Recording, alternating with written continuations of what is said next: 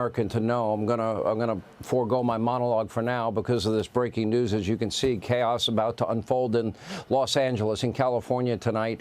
There are people that this country can blame. The fact that Joe Biden and Kamala Harris and Alejandro Mayorkas and every single Democrat that lied to the American people and said the border is closed, the border is secure, the border is closed, border is secure, and told you not to believe what your own eyes were showing you, they are to blame for this. Add to that sanctuary city mayors in blue cities and blue states, sanctuary state governors like Gavin Newsom. They allowed this illegal immigration to get out of control, out of hand. And now you see that officers' lives are in risk tonight and property damage could be great. Here now with reaction is the U.S. Attorney General Pam Bondi. Pam, we know the restrictions that local police are under, for example, in a sanctuary state like California. They're prohibited to even inquire about an individual's status during a routine, course of work. They're forbidden from holding illegals until they can be transferred to ICE. Federal authorities, federal agencies are prohibited from commandeering local authorities. We do have the Supremacy Clause. Okay, I get it. Taxpayer-funded health care, education, and other benefits for illegals in California. We know what Gavin Newsom's going to do. I'm not interested. He's not capable of doing the job. He's too ideologically radical left, and he hates Donald Trump too much.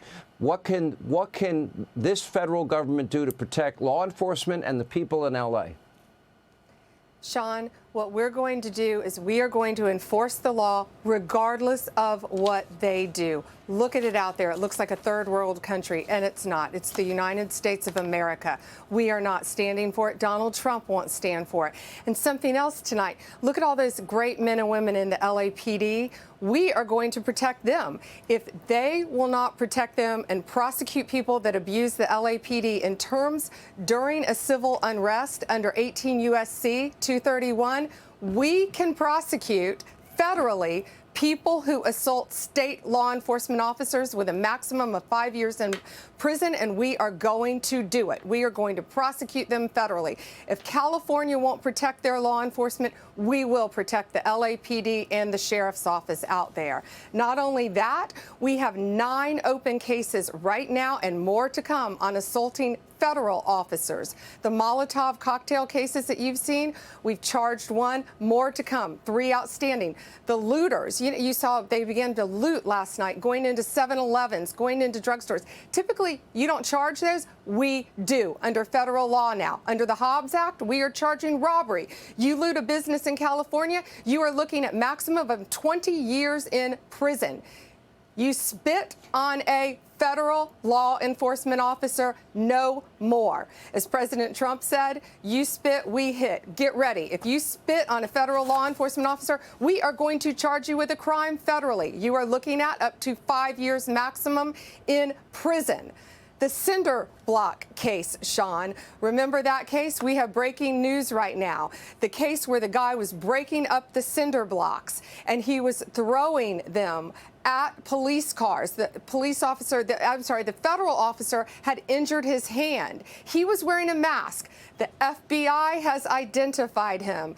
Bill Isaly, our incredible U.S. attorney out there working with ATF, DEA, and the FBI have been doing a remarkable job.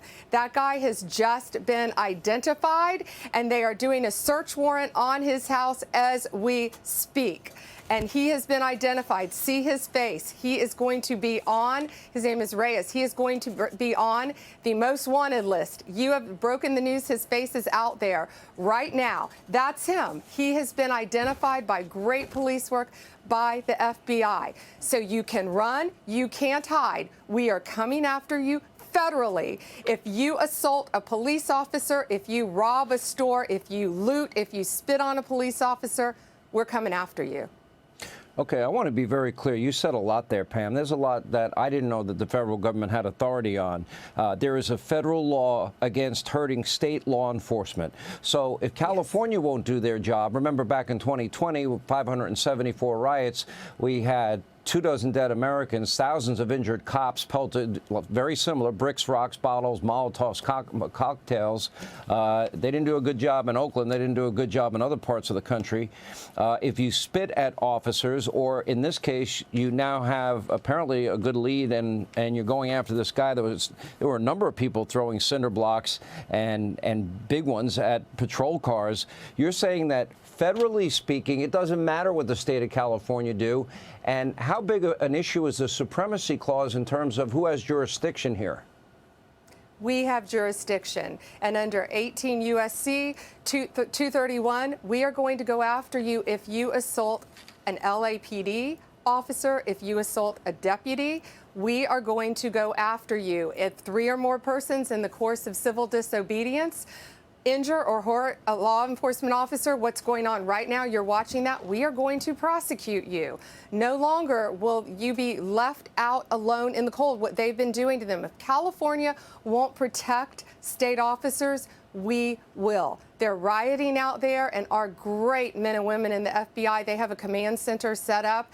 And again, look at the guy with the mask who we got tonight. We have identified him. Our FBI agents, our U.S. attorney, they have been working around the clock. We've all been on the phone with them all day long, and we're coming after you, and we will find you. The mask won't protect you. Technology is amazing right now. We are tracking you. We will find you, and you will go to jail, and we will prosecute you federally. You know, Pam, I was listening earlier today or over the weekend, and I felt so sad for the LAPD chief. And he was out there saying, we are being overwhelmed by riots. This is the opposite. This is the antithesis of what the governor out there has been saying, what the mayor of Los Angeles has been saying.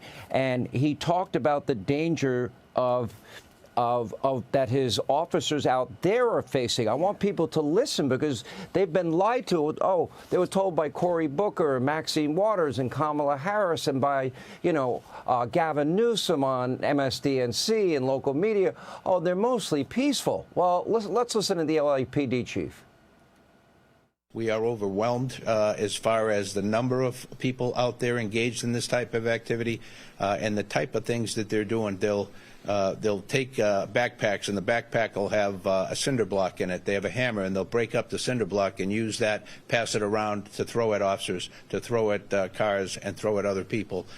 We've seen people with hammers, and you've broadcasted, breaking the bollards behind the federal building and taking the rocks, if you will, or pieces of concrete, and throwing them at officers. We've had liquid of who knows what description thrown at officers.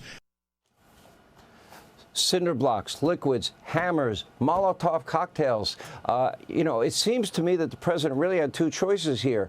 Allow this to disintegrate, and I don't know how many people die. I don't know how many cops or law enforcement would be injured, and then act, or knowing that they have sanctuary city handcuffs on local law enforcement, act now and get involved early and hopefully save lives. If this continues, people will die. And I already have said on this program, Pam, many times that Mayorkas, Kamala Harris, Joe Biden, they have blood on their hands. Those people that lied to the American people as 12, 14, whatever the number is, illegal immigrants coming into this country, they have blood on their hands. We have known terrorists in this country, Iranian hit squads in this country. I'm sure you, Cash, and Dan Bongino dealing with this every single day. And it really is unfathomable to me that murderers, rapists, cartel members, gang members, how do we find them all and get rid of them all? And why are Democrats putting their so-called rights above the safety of their own citizens? I don't get it. Yeah, and Sean, the police chief also said in that press conference, the feds don't mess around, and he's right. Secretary Noem, Secretary Hegseth, Stephen Miller and I were with President Trump today in the Oval Office. We were talking about this, we were discussing this, and we are lockstep together in protecting our citizens and getting these illegal aliens and these criminals out of our country. They think they can run to California and hide from the law. You've seen all the violent offenders that have been arrested in California. They can't. We are going to arrest you, we are going to prosecute you, or we are going to deport you. And we are also going to back the blue. President Trump gave us a very clear directive. make America safe again. And that's what we're doing, not just for California, but for all Americans. And we are going to continue to do that and protect our great country, and especially the men and women in uniform who go out every single day to keep us safe. None of them deserve what is going on right now. Look at that graphic. Look what they are going through right now. But we are going to do everything in our power to protect them. All right, Pam Bondi, we really appreciate your time. Hey, Sean Hannity here. Hey, click here to subscribe to Fox News YouTube page and catch our hottest interviews and most compelling analysis. You will not get it anywhere else.